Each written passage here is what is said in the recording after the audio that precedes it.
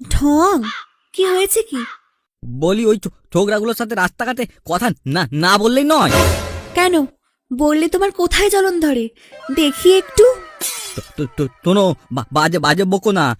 কাল থেকে যেন আমি ওদের সাথে তোমার কথা বলতে না দেখি। এখানে মুদলে বাঁড়া কেটে নেবো, বুঝলি?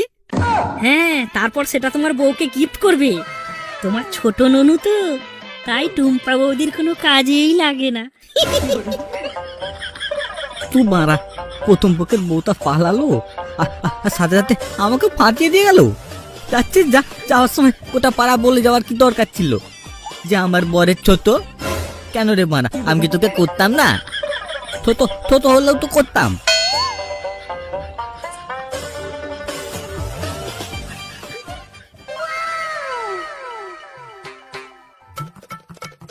এই বলু, ওই দেখ কি আসছে, দেখ। কে রে?